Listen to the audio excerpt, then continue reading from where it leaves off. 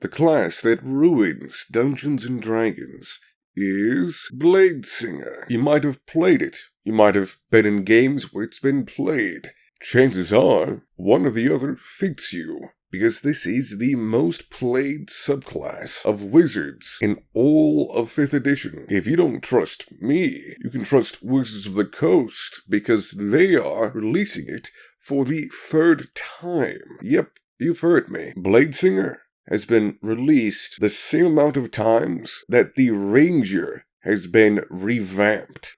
Yeah, that's how you know it's been making money and been getting played. But by the end of this video, I'm going to convince you, yes, you, there's no other thing in all of D&D that is as bad as Bladesinger for any game that it is in. And even the most uncorruptible people, alright? So let's think of like the heroes of D&D, Gary Gygax, Matthew Mercer, that horn dog, Ed Greenwood, and they would be corrupted playing this class. Now, you may ask, how would they exactly be corrupted? Like, what's of them that's being corrupted? Well, anyone and everyone who has played this class inevitably will be corrupted by main character syndrome. It doesn't matter how virtuous you are as a player, how fair and kind and genuine your characters are, and how responsible you are as a player. This class, unless nerfed or given self-imposed limitations, will make you feel like you're just the strongest guy in the entire world, and probably could just destroy each and every one of your fellow companions with ease. And the thing is, yeah, you could do that, pretty easily.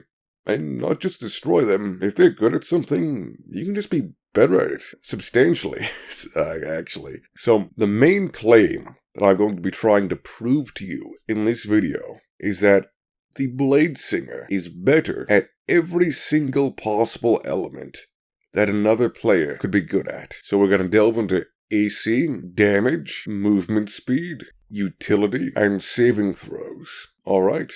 Let's get started. So for the very first thing, right before we address armor class, we need to address something that is going to affect every single one of these elements. Concentration saves. Now, the reason why this is important is because a lot of spells that are like the bonkers, crazy powerful spells, they require you to keep concentration on them. Now, the balance to this is keeping concentration on spells can be really hard, because not only are most spellcasters not proficient in constitution saves, which concentration saves are, but they don't have any ways to really improve them without vital investment in certain feats, which can then really harm getting their intelligence to the maximum of 20. Well, this isn't so much the case for Bladesingers.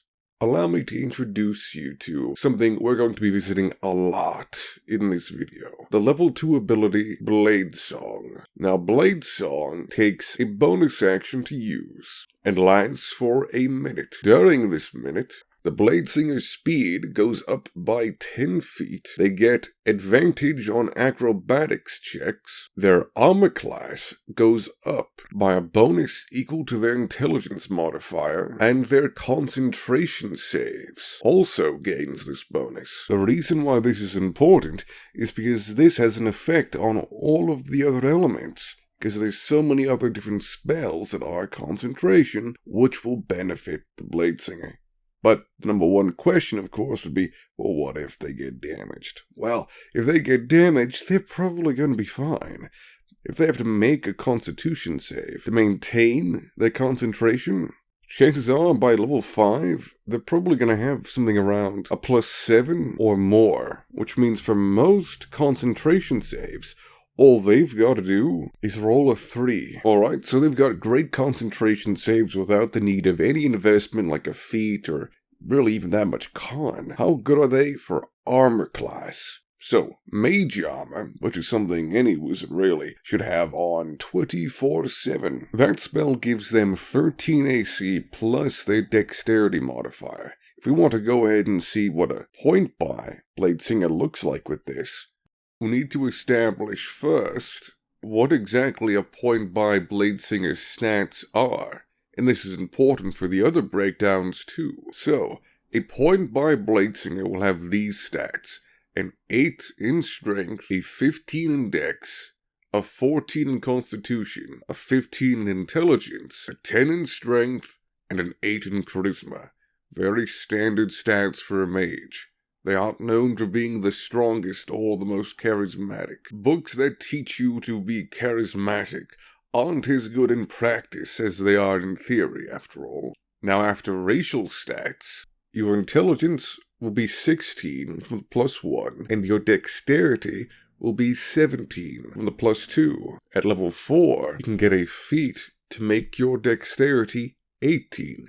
Personally, I'd recommend the obvious option, that being Resilient Dex, to give you proficiency in dex saving throws, which will come in later. Then at level 8, you can maximize your dex to 20, and after that, just maximize your intelligence as well to 20. Most games on point buy.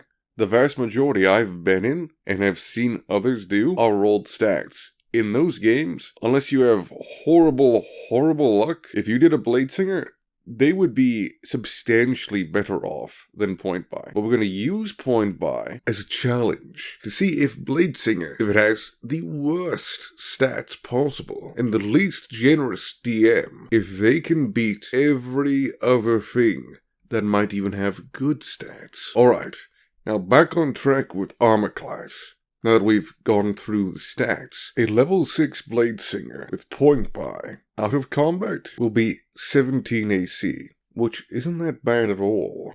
It'll be about the same as a fighter with a greatsword and chainmail that has the defense fighting style.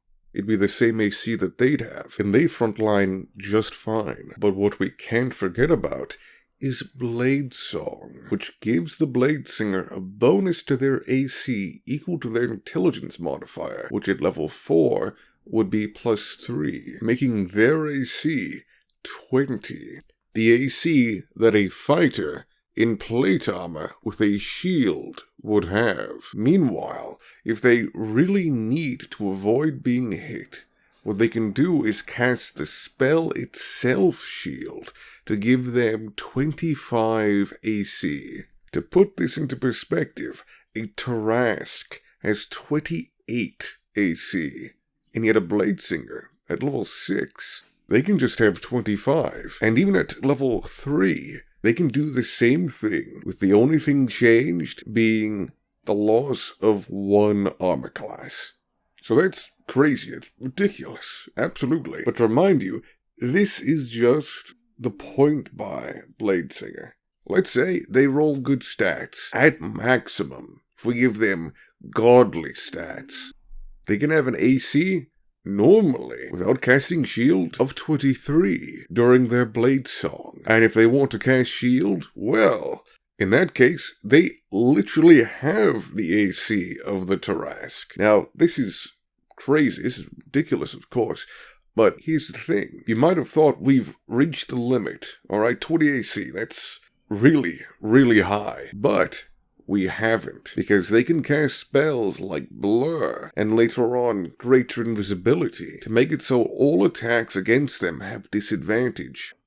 And because of this, using the law of averages, disadvantage on an attack against someone grants that someone, mathematically, a benefit equal to 5 extra armor class, making their armor class practically 33 under the law of averages. Now the counter to this is, hey, Blade Song, you can only use it a certain amount of time, so why would you consider it in every single encounter? At this level, the Bladesinger can use Blade Song 3 times a long rest. From my own personal experience, and looking at different polls online to gauge others' experience, there's an average of 1 to 3 fights per long rest. And because of how 1 minute in D&D is 10 rounds, Blade Song isn't ending before the fight ends. So yeah, no matter what, you could be a Goliath wearing +3 plate armor, with a +3 tower shield,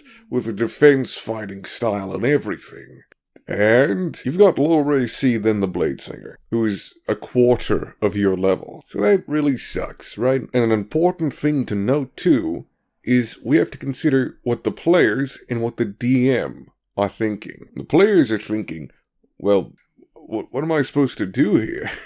Am I supposed to just do my best at buying the best armor, the best shield, and maybe I might be able to kind of be relative to their AC, even though they're a wizard, and I'm a fighter, barbarian, paladin, anything? That kinda sucks. Meanwhile, the DM is in an even worse situation. Does he give these enemies higher bonuses to hit, so they have a chance at hitting the Bladesinger? Does the DM give the enemies pack tactics, so they have a chance at critting the Bladesinger? Or maybe the DM feels the need to fudge rolls so that the Bladesinger gets hit more. No.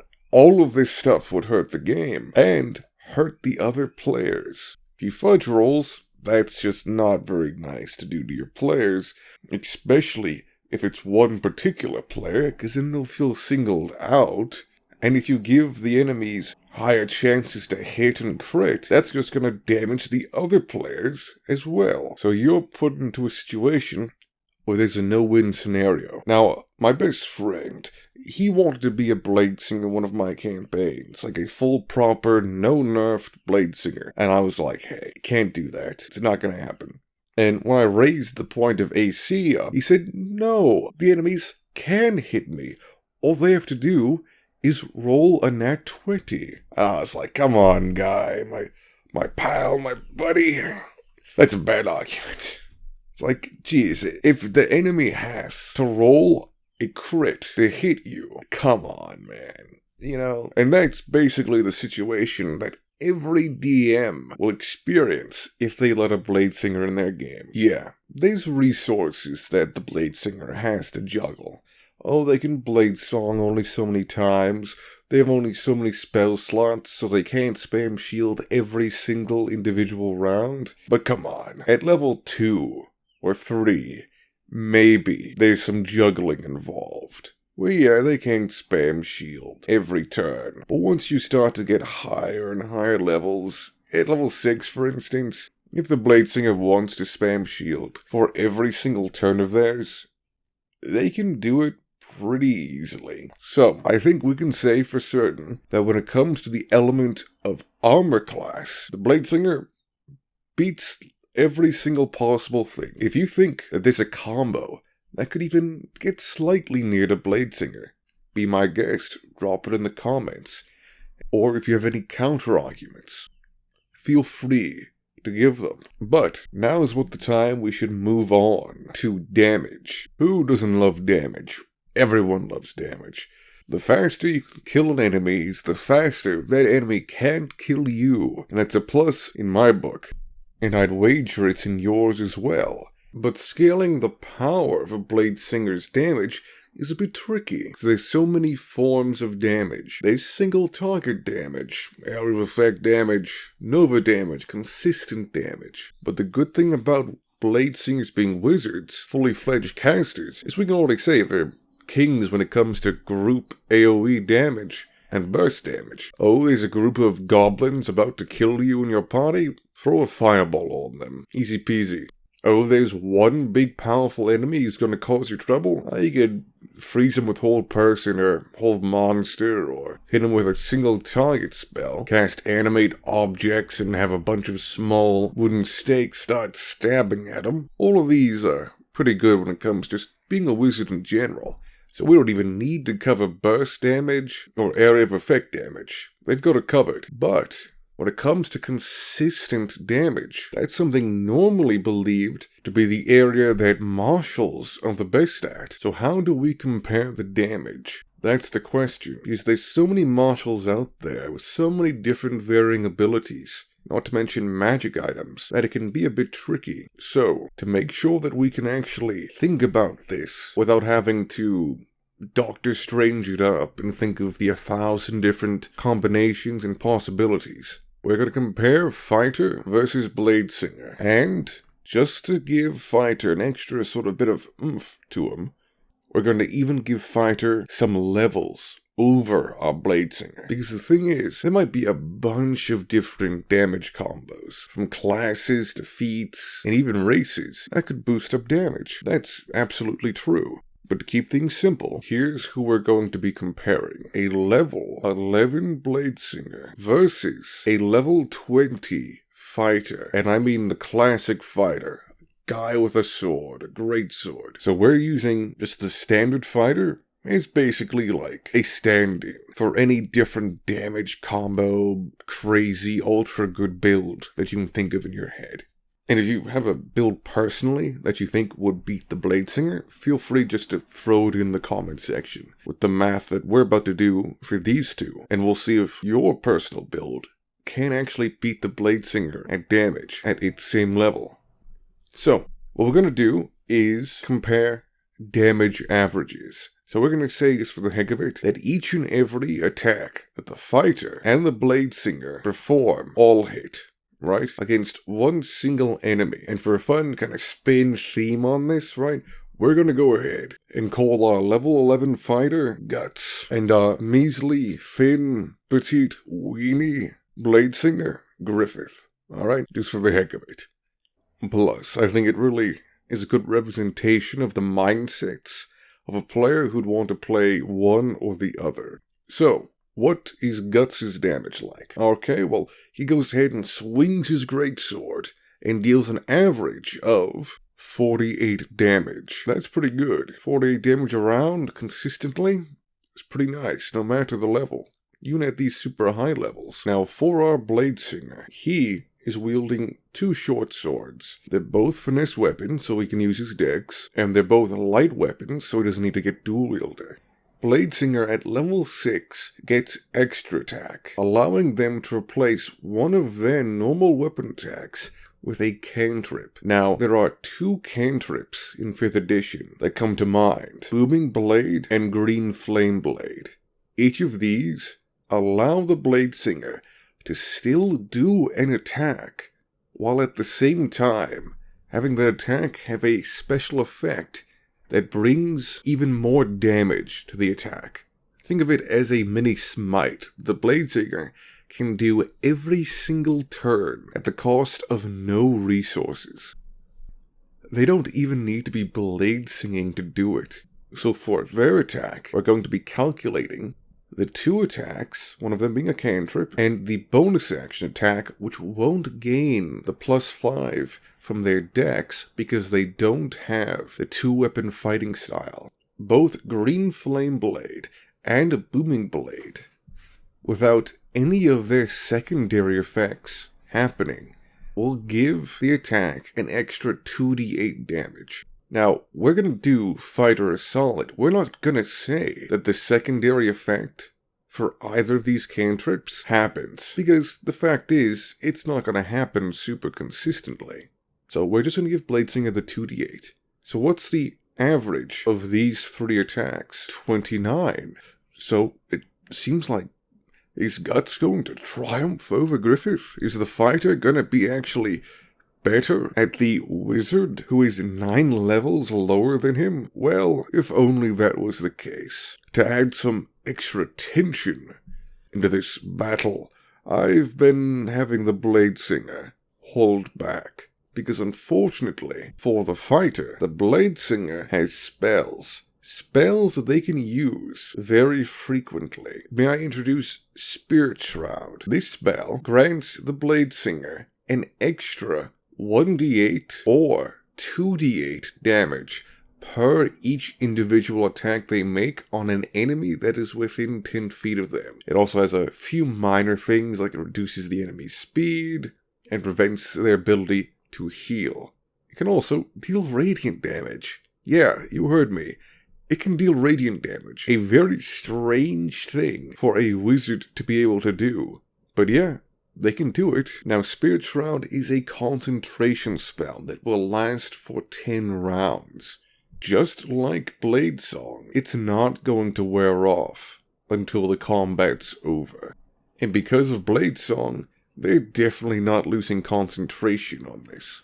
So, What's the average damage that we're going to be looking at? It is 56 damage, leaving our beloved Guts defeated by this bastard Griffith. The power and strength of the human spirit and willingness to struggle, defeated by this pointy-eared magic. Now, there are some counter-arguments here, ones that I think are more sensible than the armor class counter-arguments. So, the big one is magic items, specifically magic weapons. The reason why fighters and martials are normally the very best when it comes to single target damage is that their weapons give them damage bonuses that consistently proc because they make so many attacks. Think, for instance, Warlocks. To give a spellcaster comparison, the combo of Hex and Eldritch Blast is so good because you can Eldritch Blast so many times, the same amount of times that a fighter can swing their weapon. And because Hex gives the Warlock an extra 1d6 each time they hit something that's been hexed, that 1d6 gets rolled a lot. Now that Warlock example is the only way normally for a caster to mimic the damage that a fighter can do focused all on one enemy, or really any other martial character. There aren't any magical items for casters that allow them to have these pluses to damage. The max they get is stuff that boosts up their to-hit chance and their DC, which, don't get me wrong, that's really good. Crazy good, in fact. But there's nothing that gives them something like a Flame Tongue Greatsword, which per hit gives them an extra 2d6 damage, which is almost kind of similar to what Spirit Shroud does. Which brings us right back to the main counter-argument. Yes, a Bladesinger can do this damage with, say, Spirit Shroud, but a fighter or any other martial could have a magical weapon that, because of it, grants them more damage than the Bladesinger. But in order for this to be the case, two things need to be happening. Number one, the Bladesinger needs to be substantially lower of a level than the fighter. Because just to remind you, we aren't comparing things one-to-one right now. The moment we start to balance out the levels, things completely change. If we compared a level 15 Bladesinger versus a level 15 fighter, the Bladesinger completely just wallops the fighter. The very same thing happens if we compare level 11 characters of each class. The Bladesinger wins. At level 14, the Bladesinger can suddenly cast a higher level Spirit Shroud, which gives them huge amounts of more damage. And on top of that, they get their 14th level ability, which lets them add their intelligence modifier to all of their damage. So in no way at all is a Bladesinger ever losing to any martial. You can even bring the craziest combo in the comment section, and I'll happily do the damage calculations with you. Now, the second thing to address is, hey, what if the DM doesn't give the Bladesinger a good magic weapon, or a good pair of short swords, or anything? What if from levels 1 to 20, they just have, maybe add max, +1 weapons, and the DM gives the fighter the best weapons possible? A +3 greatsword, a flame tongue greatsword, anything, right? Just showers them in magic weapons that only they can use. Well, in that situation, think about what your player's gonna think who's playing that Bladesinger. He's gonna think, what the hell? I'm not getting anything. Meanwhile, my buddies, they're getting all these cool magic items, and I'm getting maybe some staff or some pretty cloak. Well, I don't want a cloak. I don't want a staff. I want to stamp things. My character's built for that. What? Is whenever that character's traveling to the merchants, and he's saying like, hey, buddies, can I have, some better weapons here or something? What are you going to have the merchant say? Oh, well, yes, we currently don't have any scimitars or short swords in stock right now. I'm sorry, my friend.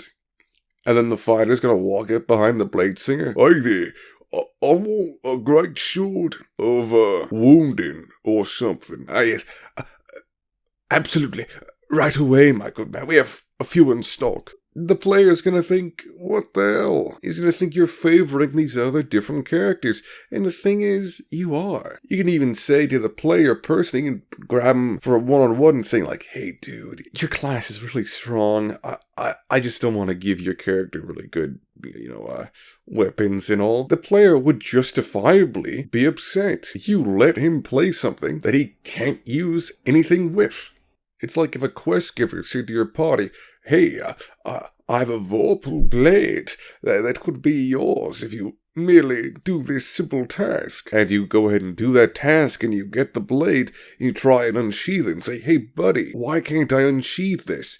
Yes, my apologies. I forgot to mention it is currently cursed and cannot be unsheathed. The party would justifiably be pissed. So, no, this is a bad counter-argument. If a DM is aware of how crazy Bladesinger damage can get, and they don't want the other marshals in the party to feel useless, don't let the player play a Bladesinger. It's not a bad thing as the DM just to say, yeah, you just can't use this. Sorry. The DM's job is to make the game entertaining and fun for everybody. Each class should have its own ability to shine, and the damage of a Bladesinger leaves every single martial class sidelined. Now, for one quick thing, because I know I'm going to see it in some of the comments, is some folks saying, hey, the fighter, they could just action surge. And yeah, if they just action surge, they'll beat the Bladesinger's damage. 100%. They can also only do that once per short rest. If we wanted to go back to the comparison from the level 20 fighter versus the level 11 Bladesinger,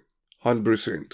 If we just have the fighter action surging 2 rounds in a row, yeah, they'll beat the Bladesinger. But that's just another situation of once we begin to balance the levels, things become a lot more clearly in the Bladesinger's favor. Like, yeah, a fighter can absolutely do that. But also, a level 20 wizard can just break reality and erase the fighter from existence, with the fighter having basically no say in the matter. Meanwhile, if we compared level 11 Bladesinger versus level 11 fighter, if we do have that fighter action surging, totally, they'll deal more damage than the Bladesinger. But after that, for the rest of that combat and for the rest of their time before the short rest, the Bladesinger's outdamaging them. So I think we can safely place the crown of damage on the Bladesinger's head, which moves us on to movement speed and utility. The reason why I mention these two is because they are very, very quick rounds. For movement speed, it is very obvious. If we just grab a random wood elf or half wood elf off the street and teach him blade singing, at level 5, he would have 30 movement speed. It gets a bonus of 5 for being a wood elf, so 35. It gets a plus 10 from Long Strider, which lasts an hour, so you can actually use it before combat and before dungeons pretty easily, which would make it 45 movement speed, which blade singing would add another 10 to it, making it 55 movement speed. And this is just at level 5. The Bladesinger can cast haste on himself that will boost up his movement speed to 110, just flat out, while he's hasted. With one dash they can use as their action on the following turns and so on. They would have 220. With the use of their hasted action, they can have 330. Now, they have a bunch of teleports, like Misty Step and stuff like that they can do. They can also give them a bit of extra movement speed. Not much, but some. We can slap on a Misty Step, which will give them an extra 20 feet of movement speed that doesn't get multiplied. And it's actually really not movement speed, it's more so just distance traveled. That'll give them 350 feet as the maximum they can travel in one turn. And they've got a lot of spell slots, so they can actually do this pretty often the more they level up. Meanwhile, a monk at level 5, who is also a wood elf, has a base of 45 movement speed that with one dash becomes 90. And with a second dash becomes 135. That second dash is one they can use with their bonus action using Step of the Wind. But the thing is, they don't have haste, so they're stuck at 135. Yeah, they gain more movement speed the more they level up, but it's not enough to ever equal the movement speed of the Bladesinger. So they lose in this case, which is wild for reference, because monks are supposed to be insanely fast. When it comes to rogues, most rogues will also be handily defeated and perform worse than monks. But there is one rogue that stands a good chance at defeating Bladesingers. Arcane Tricksters at level 13 get access to Haste and Longstrider, so they can follow down the same path that our Bladesingers have. So they can cast Longstrider on themselves, making their movement speed, being also a Wood Elf, 45. Then they can cast Haste to make their movement speed 90, which then allows them to dash not 2 times, but 3, allowing them to have 350 movement speed, which beats Bladesingers. So at first, it might seem like Bladesinger is actually lost here, and looking at the numbers, yeah, there's no other math to consider, except concentration saves, because Haste is a concentration spell. Not only this, but it is a high-level spell that the Arcane Trickster, being a third caster, can only cast a very small amount of times. Not to mention, we've got another situation like we had when calculating damage. We're looking at a level 5 Bladesinger versus a level 13 Arcane Trickster. Will, at level 13, an Arcane Trickster beat a Bladesinger at level 13? No, they won't. There are so many spells like Dimension Door, which can travel substantially more than what an Arcane Trickster can do. And let's not forget, we're only talking about a difference of 10 movement speed. 350 for the Bladesinger, and 360 for the Arcane Trickster. And even while the Bladesinger isn't using any teleports, the Bladesinger is still going to be better at haste than the Trickster, because if that Arcane Trickster gets hit by anything, unless they have specifically built their rogue to be good at tanking hits, which they're going to be having to tank hits, since they're going to have nowhere near the AC of the Bladesinger, they're going to need to invest into it. The Bladesinger doesn't care if they get hit. Oh, a few concentration saves? No biggie. I've got like a +9 to them at level 13. It's nothing. And if I don't have a +9, I've got maybe a +7 with advantage. There's no chance of losing. Meanwhile, the Arcane Trickster, they're gonna need High Con, the Resilient feat, and on top of all of that, they're also gonna need Warcaster. That's 2 feats. That's a huge amount of investment for something the Bladesinger, at early levels, is going to nonchalantly be substantially better at. So, to conclude, for movement speed, technically speaking, just looking at the math, eventually, Arcane Trickster beats out Bladesinger, in theory. But in practice, the Bladesinger is going to be able to do that movement speed way more than the Trickster can, and the Trickster will have a hard time maintaining it. So because of that, the crown of movement speed is granted to the Bladesinger. Moving on to utility. So things like skill checks, solutions to puzzles or difficulties encountered while dungeoning, or social encounters. The fact is, they're wizards. They have the most spells of any spellcaster. So by virtue of just being wizards, they get the win. I could see one counter-argument being, hey, what about bards? They're pretty good at social encounters, and they've got a decent spell list for adventuring, kind of. Well, unfortunately, they really don't. You can say that in high levels, bards and wizards can be somewhat relative, because bards can grab a lot of what wizards can do, just with their magical secrets, but the differences really aren't that major. A wizard just has everything it needs at its fingertips. Oh, we're trapped in a cell? No worries. I can cast Knock on the Gate, and we can walk right through the door, which defeats rogues. Oh man, there's a huge wall in the way that's in front of this mansion that we need to get into and rob? No worries. I can just cast Pass Wall and give us a tunnel. This is known about wizards, so it's not something that I'm pulling out of nowhere. It's not something of my own grand revelations, alright? Wizards are the king of utility. They have a key for every lock and answer for every puzzle. Yeah, there's a couple things that might be tied with them, or there could be alternatives that the wizards might not be very good at. But at the end of the day, the solution to pretty much anything can just be in their spellbook. The crown of utility is placed on well, I'll be honest, just Wizard's Head. This isn't really a Bladesinger section. As we then move on to saving throws. Ooh, boy, this is going to be a spicy section. Because here's the thing, saving throws are supposed to be the Bladesinger's weakness. Yes, you heard me right. The Bladesinger has a weakness, or at least it's supposed to. Let me break it down for you. So whenever I look at a discussion online, or speak with somebody who vehemently fights on behalf of Bladesingers, what's brought up immediately is their HP. Hey, the Bladesinger, it's got a low hit die.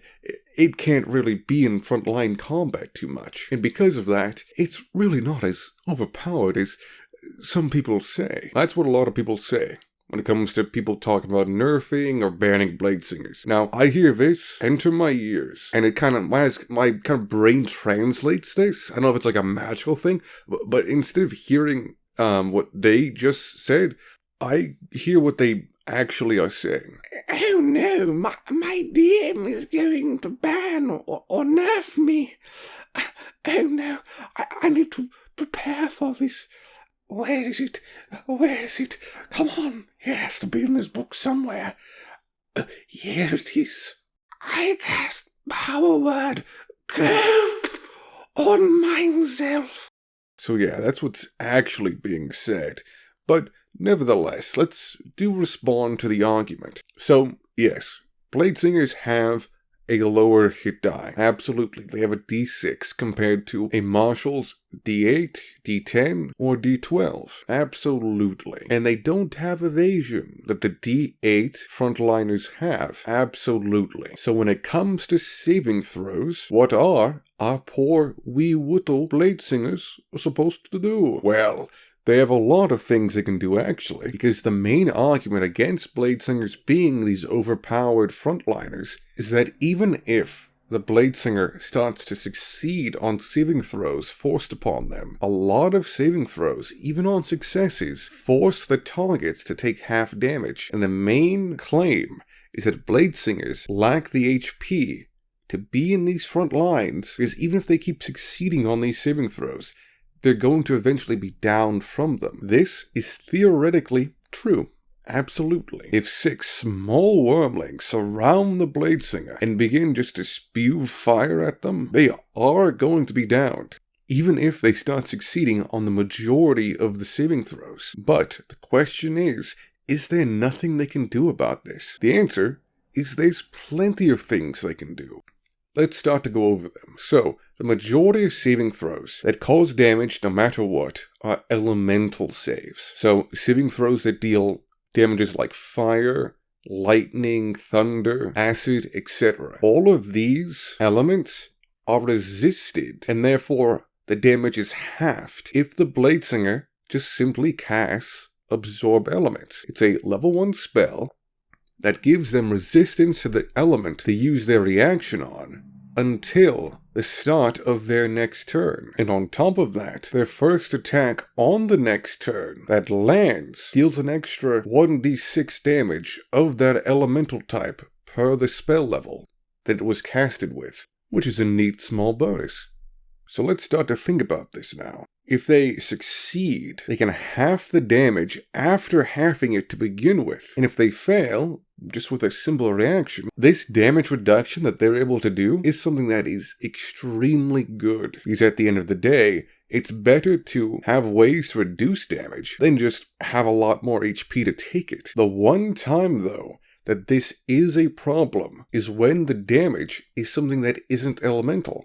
What if it's psychic damage? What if it's radiant or necrotic damage? In these instances, they can use their Song of Defense at 10th level to reduce the damage they take by an amount equal to 5 times of a spell slot that they expend using their reaction, which provides a way to counter what might be a perceived weakness. Now, one thing to note is necrotic damage, in all respects, and just as much in AoEs and saving throws, is fairly common, as most people aren't fighting angels, they're fighting devils, demons, or most commonly undead. Yet, let's be honest here, since Bladesingers no longer need to be elves after Tasha's Cauldron of Everything, I'm going to give you a pop quiz. What is someone who thinks they're the main character, who's grabbing the strongest, most overpowered class imaginable? What is that someone going to choose for their race? Yep, you probably guessed right. They're going to choose an Aasimar, which inherently have resistance to necrotic damage. Meanwhile, psychic damage is extremely rare. And if it is psychic damage,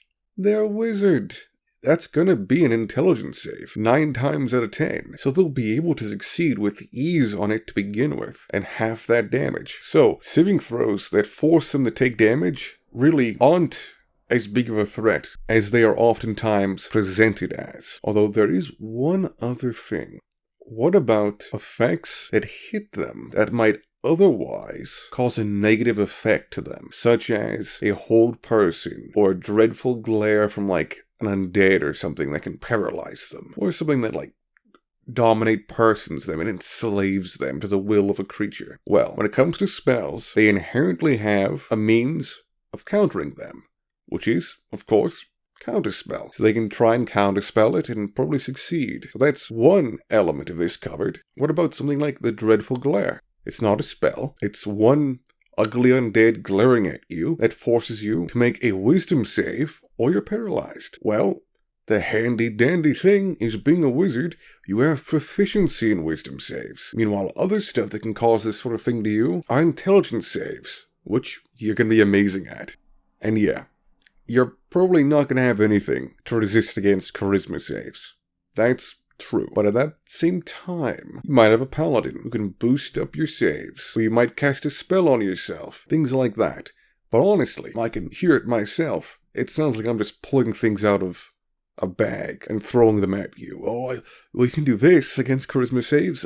You can do this to help them. But the thing is, charisma saves are unbelievably rare, to the point where I've been through entire campaigns and never seen a single one of them. I've ran campaigns where I've read the entire book, and there's not a single charisma save in the entire campaign. So, Bladesingers will be good at most saves. They'll have ways to completely cancel out certain saves, and the ones they can't completely cancel out, they'll probably just be amazing at. Strength saves, sure, they can be a weakness. In no way would I try and argue that Bladesingers are going to be better at strength saves than barbarians. But in the vast majority of different scenarios, I would counter this claim that Bladesingers are bad at saving throws. They're good at them. A fighter, and pretty much any other martial besides a paladin, are gonna have problems. I've played a paladin before, and I've lost wisdom saves. If I had counterspell, I could just say, yeah, I'm not being hold personed. And what are they gonna do? Not very much against it. Most parties, I would wager, have a paladin on the team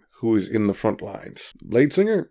They can be in the front lines too. They're probably going to get the bonus to saving throws that the paladin gets. So they're probably going to be pretty covered in that respect. But it's no guarantee. At the same time too, if you're a DM, there are ways to counter a Bladesinger that are way easier if you approach them with saving throws.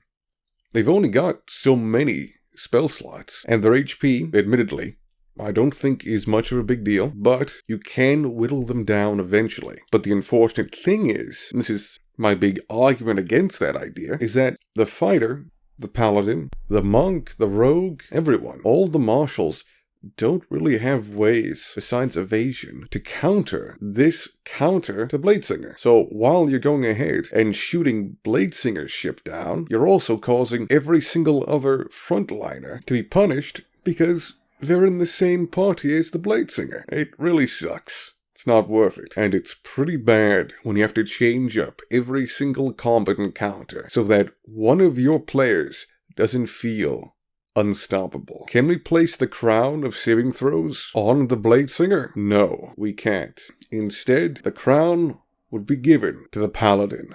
But, this is an important but, if the Bladesinger is in a party with a paladin, well, we can take that crown and put it on the Bladesinger. After all of this, after you've listened to every single section of this extremely long video, can you say that you'd allow a Bladesinger into your game? Think about it. We've gone over armor class. They can have the best armor class in the entire game. And the funny thing is, we're not even talking about just fellow players. We're talking about actual enemies. Name me an enemy, like a monster, that has an AC higher than what a Bladesinger can have. We've went over the sheer amount of damage that a Bladesinger can dish out, and it is completely ridiculous. How can you expect either your fellow players or your own players, as the DM, to feel important, to feel like they just aren't spectators, to watch one main character's story as they dish out more damage than even the berserking barbarians and the Chad-plated knights wielding greatswords? We've went over their movement speed. They have unbelievably large amounts of movement speed, and they can get it super early. Utility, they're the kings of it, but that's just because they're wizards. The saving throw thing, completely blown overboard. Do they have low HP? They do. Do they have ways of negating damage and negative effects?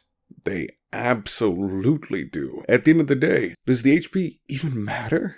If they're being hit by nothing? Yeah, the paladin, he may succeed on more saves than the Bladesinger, but who cares? The paladin is getting shanked by a bunch of goblins, and the Bladesinger is laying down prone, getting a suntan as a gang of hobgoblins are struggling to hit him. So at the end of the day, DMs are forced to ask the question, should they, whether it be your own DM or you, allow Bladesingers into your game? The answer is very simply no, they should not be. And with that, our video is at its end. But if you've listened this far into this video, you're the type of guy I want to make videos for. And I want YouTube to get the memo and send me other people like you. And if you want to help me do that, leave a like, leave a comment, and if you would like to, subscribe to my channel. I am McLoif, and thank you for watching my videos.